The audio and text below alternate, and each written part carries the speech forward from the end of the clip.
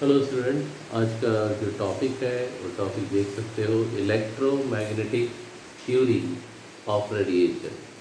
एक बार फिर से बोल रहे हैं, electromagnetic theory of radiation.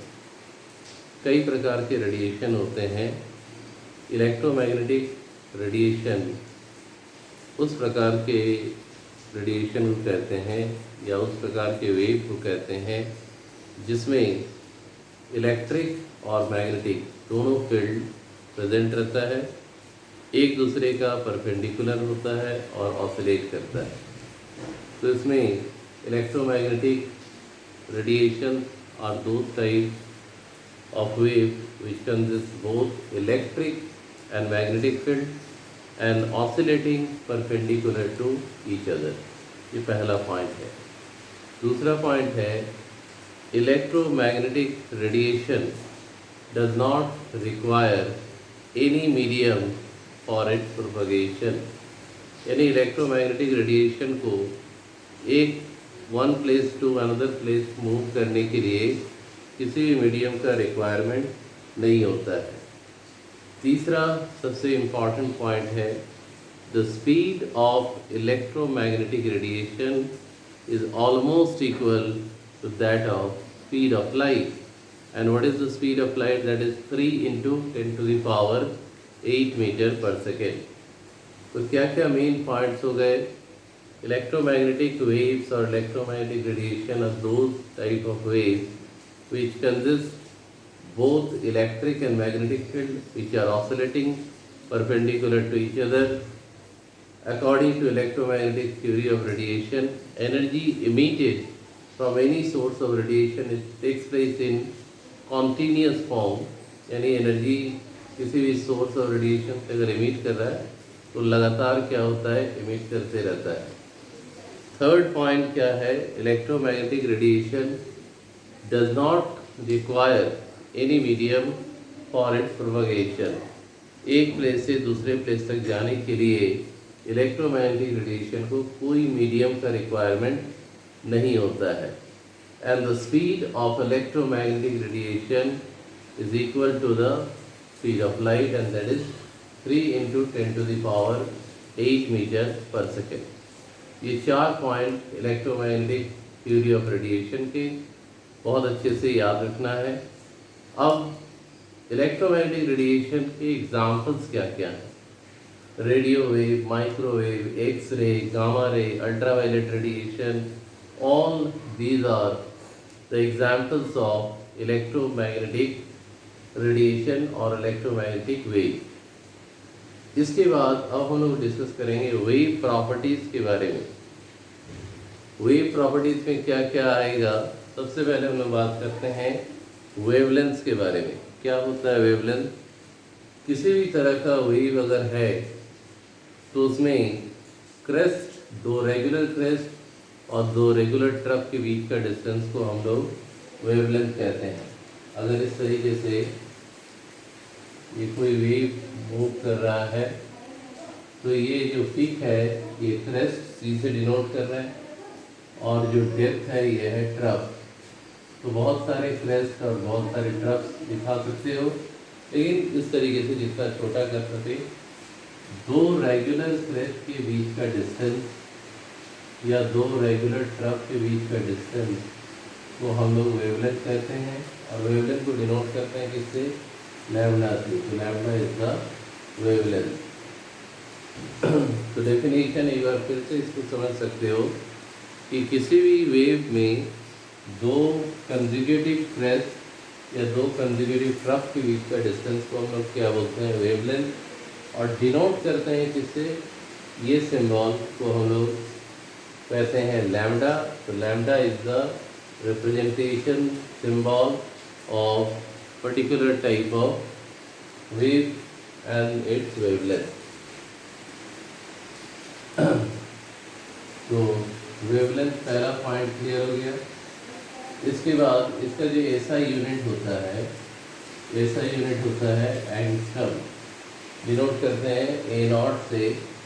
1 angstrom equal to होता है 10 to the power -10 metre.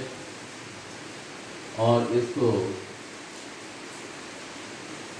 Centimetre में करेंगे तो 10⁻⁻8 सेंटीमीटर। कभी कभी शॉर्ट वेवलेंथ को भी हम लोग कंसिडर करते हैं, तो उस समय सिंबल होता है नैनोमीटर, nm, और 1 नैनोमीटर इक्वल टू होता है 10⁻⁹ मीटर, और इसको सेंटीमीटर में करने पर 10⁻⁷ सेंटीमीटर। और जो बड़े वेव्स हैं इसको मेजर करते हैं पीएम से।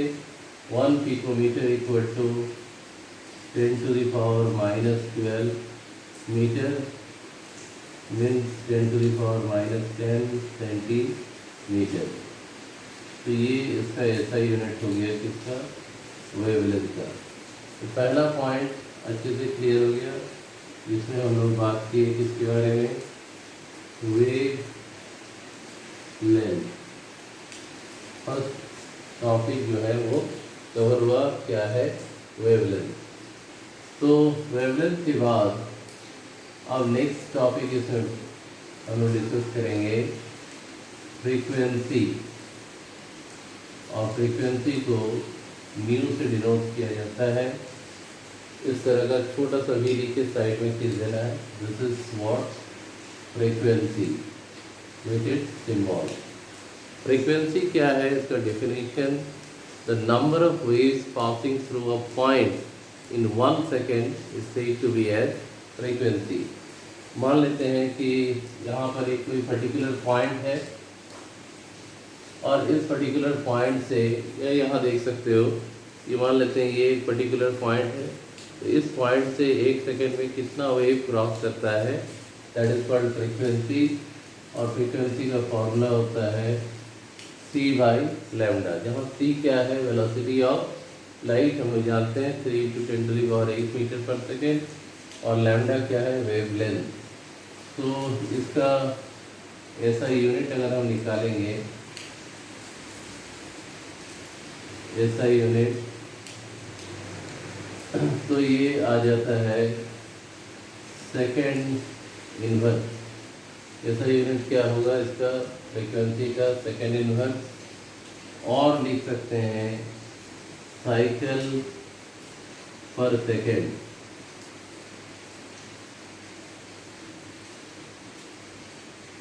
साइकिल पर सेकेंड मेजर किया जाता है किसमें, हर्ज में। फ्रीक्वेंसी को मेजर करते हैं किसमें, हर्ज। सिंबल H कैपिटल, Z भी कैपिटल, थोड़ा सा लिखना है इससे। तो ये हर्ज में हो गया। 1 kilo hertz equal to value to 10⁻³ cycle per second. इस तरीके से कर सकते हो फ्रीक्वेंसी का डेफिनेशन। फ्रीक्वेंसी के बाद आता है वेव नंबर। वेव नंबर, इसको न्यू बार से डिनोट करते हैं। तो वेव नंबर क्या है, रेसिप्रोकल ऑफ वेवलेंथ। वेवलेंथ का उल्टा, वेवलेंथ क्या हो गया, लैम्डा। लैम्डा का उल्टा क्या हो जाएगा, 1/λ। और इसका ऐसा यूनिट होगा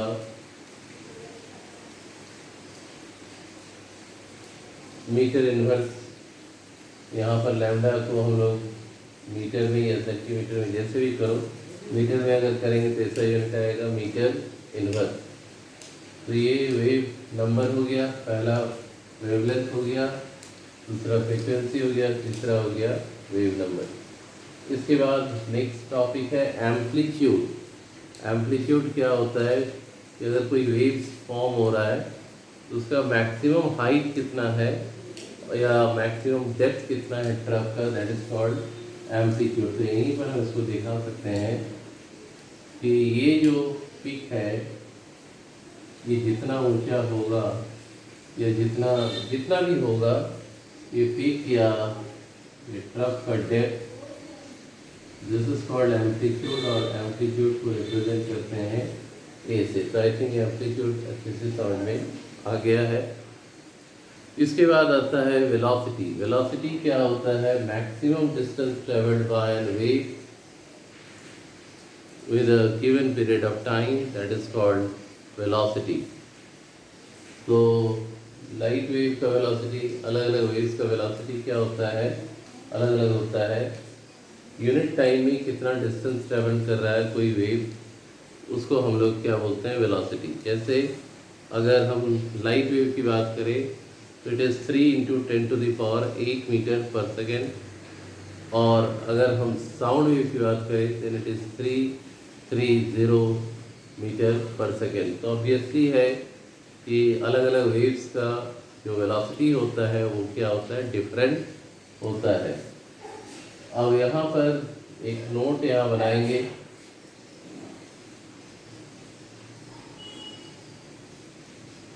ध्यान से इस नोट को देखें।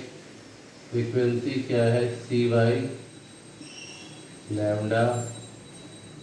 और इसको कर सकते हैं c × 1/λ इम्प्लाइज c × 1/λ को वेव नंबर। तो इस तरीके से फ्रीक्वेंसी और वेव नंबर के बीच में एक रिलेशन आया। क्या रिलेशन आ रहा है, फ्रीक्वेंसी = c × वेव नंबर।